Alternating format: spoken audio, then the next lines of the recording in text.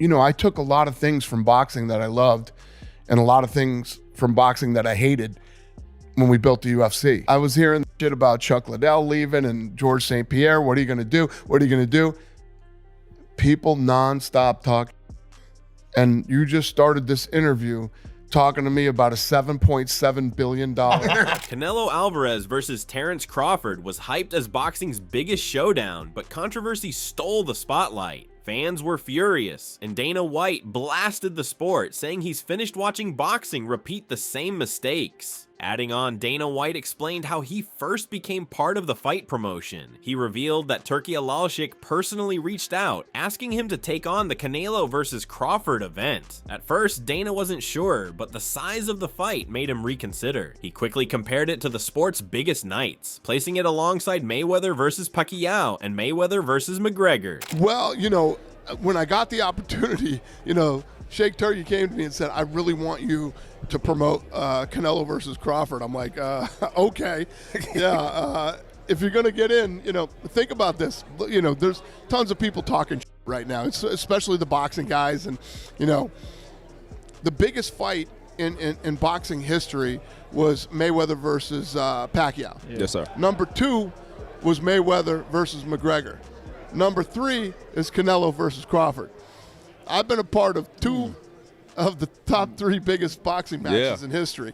Dana then described why this opportunity mattered to him. He reminded everyone that he had already played a role in 2 of boxing's 3 biggest events. Saying no to Canelo versus Crawford didn't feel possible. At this stage of his career, Dana explained he only wants to work with people whose vision aligns with his own. That's why stepping into this project felt right. The one thing, when he came to me and said, I want you to promote this fight, and I was just like, how the hell do I say no to this?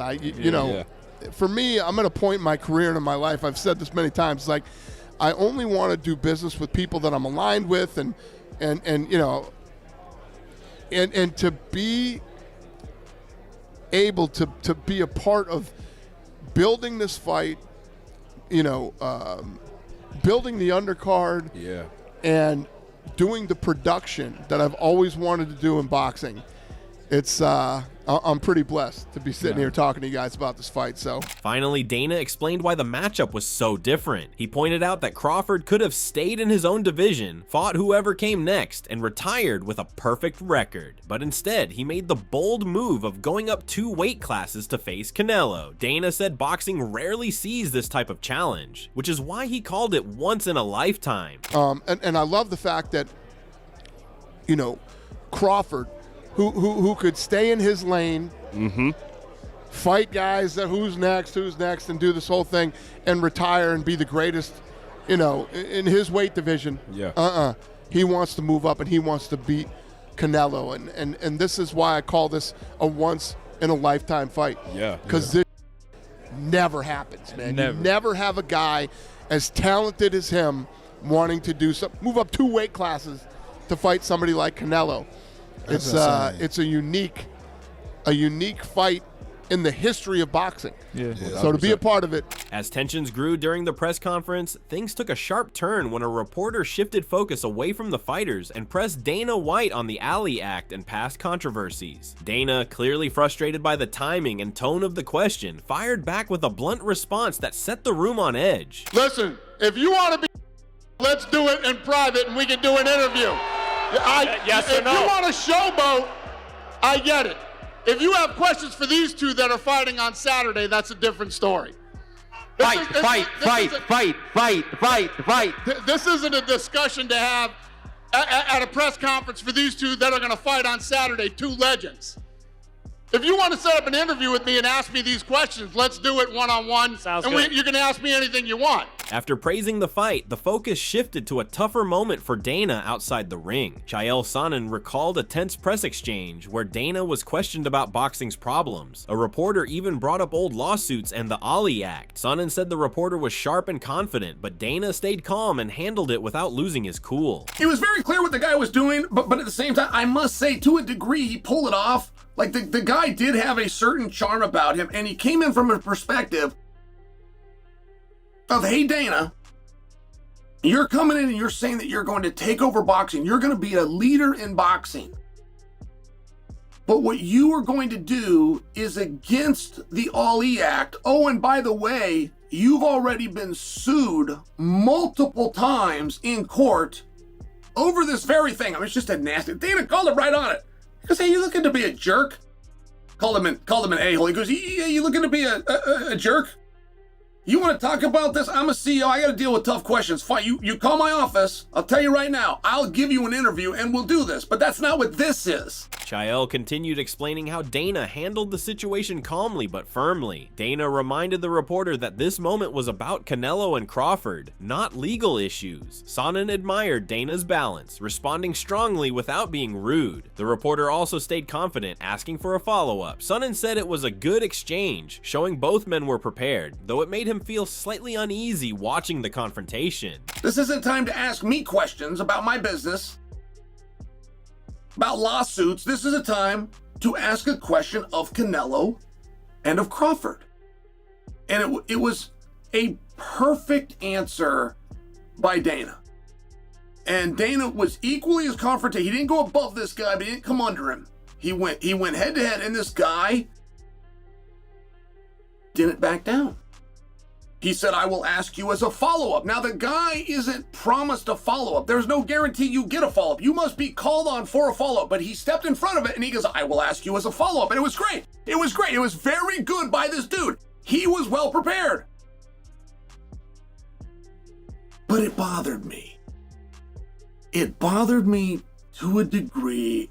And here's the degree. Meanwhile, Dana then turned to the current state of boxing in the US. He said the sport has lost energy over the past several years, making it hard for promoters to succeed. Unlike other markets, America is tough to navigate. Dana explained that while some small deals exist, no major TV partnership is in place. He promised to secure a deal and bring boxing back to regular television soon. And it's what everybody says, whether it's the Eddie Hearns or the, Shake Turkey or any of them. America is a different market. It's a tough market to figure out. You know what I mean? It is definitely fizzled out over here over the last several years. So, listen, right now, again, nobody has a television deal, right? DAZN's doing some fights, but I will have a television deal. I'll figure it out, and I will announce it ASAP, and I will start my thing in 2026. And boxing will be on television regularly now in the United States. Additionally, Chael Sonnen began explaining how laws affect boxing and MMA. He said the written law, or letter of the law, always matters more than the intent behind it, though both are important. Sonnen introduced the Ali Act, noting it gave more authority to state commissions. He explained that boxing and now MMA are unique in being one of the few sports strictly regulated by the government. The letter of the law will always trump the intent of the law. You'll have people that will tell you, I have that backwards, but I don't. I'm right. The letter of the law will hold out over the intent of the law, but let's look to the intent because it's a very relevant thing. Now, when the Ali Act came out, without getting into the minutia of it, it gave more power to the states and the commissions. Now, the only sport outside of communist regimes, the only sport in a free society regulated by government happens to be boxing, which is now also MMA. Chael continued breaking down the Ali Act's rules. He explained guidelines covering fighter safety, medicals, rankings, and fair fight bidding, while ensuring promoters cannot control athletes financially. Sonnen noted that while the law was not perfect, it largely achieved its intended purpose. Even though few people cared about the bill when it was introduced, it still provided an important framework for fairness and regulation in combat sports today. The Ali Act from a federal level gave and helped to support the authority of the commissions. It also made it clear that within the commissions, some of your guidelines are as follows, and it laid some of them out. It had to do with medicals, had to do a big part that the promoter cannot have a financial interest in the athlete. It had to do with a ranking system. It had to do with fair play and how you're going to bid on fights. There was a number of things I just want to share with you.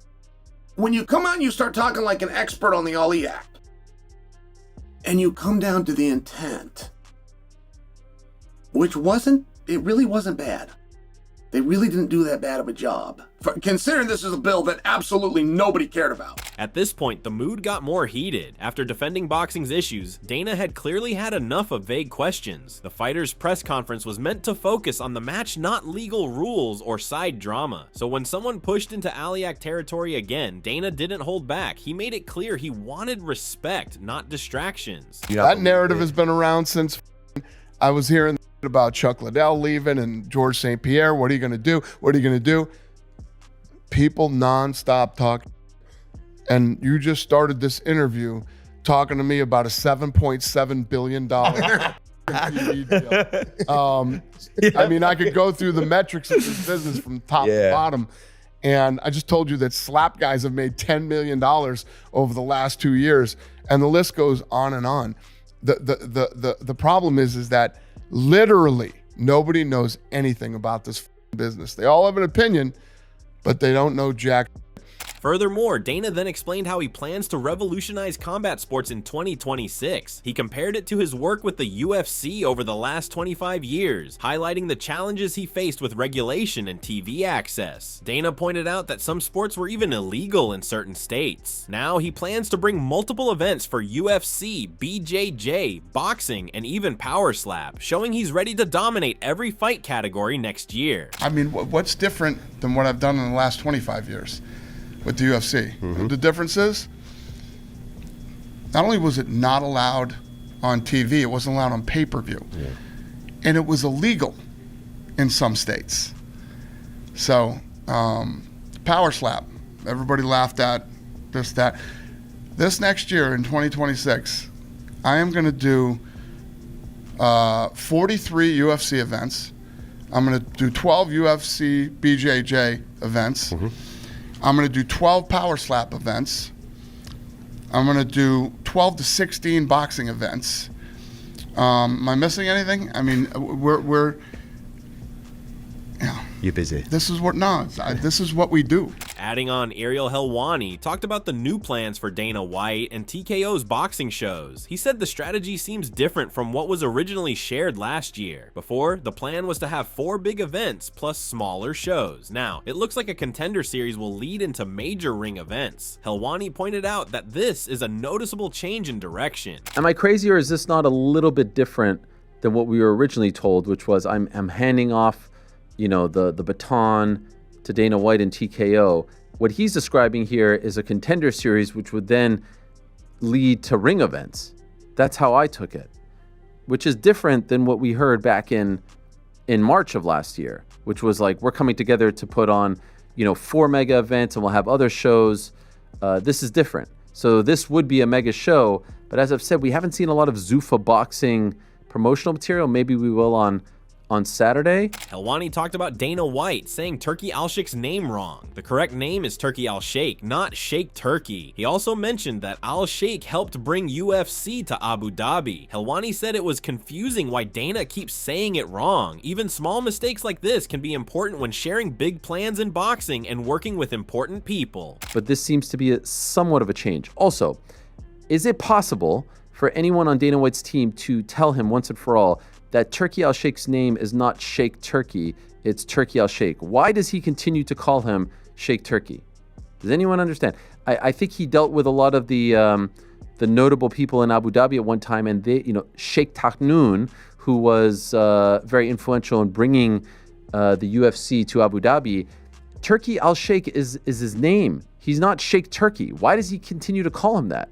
I don't understand. Moving on, Dana then discussed the challenges of promoting boxing in the US. He mentioned that the sport has lost its appeal over the years, making it difficult to attract viewers. Despite these challenges, he expressed confidence in reviving boxing by securing a television deal and introducing regular televised events starting in 2026. He emphasized the importance of bringing boxing back to mainstream television. With Zuffa, you kind of like throughout the course of your career have been the MMA like anti-boxing guy. Not anti, but like people looked at you when they were tired of boxing or bored of boxing.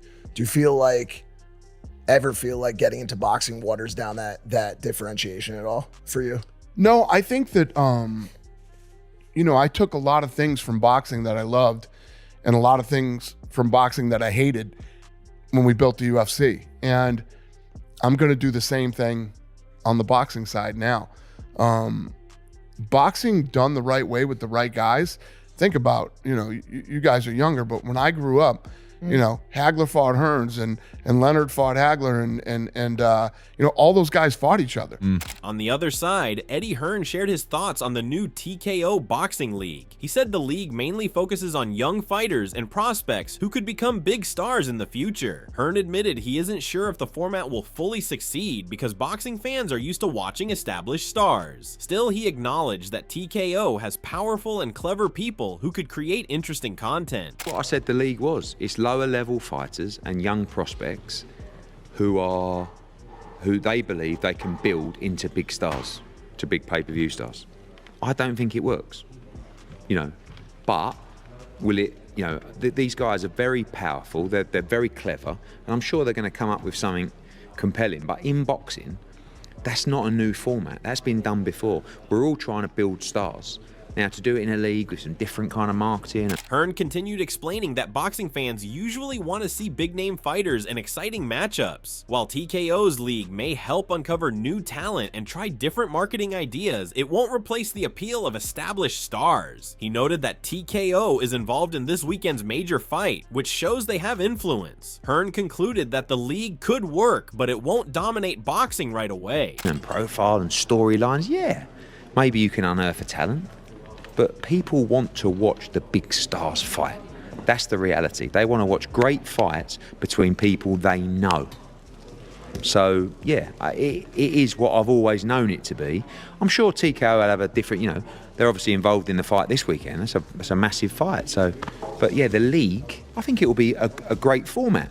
But I don't think it's really going to, start dominating boxing. Even Ariel Helwani then reflected on Eddie Hearn's role in boxing today. He said Eddie might be one of the few who can compete with the new wave of promoters like TKO. Helwani noted that Hearn sticks up for the traditional titles, insisting the WBC, IBF, WBO, and WBA belts should be defended on his shows. He also teased upcoming insights from Max Kellerman about the league. I was like, okay, here's Eddie.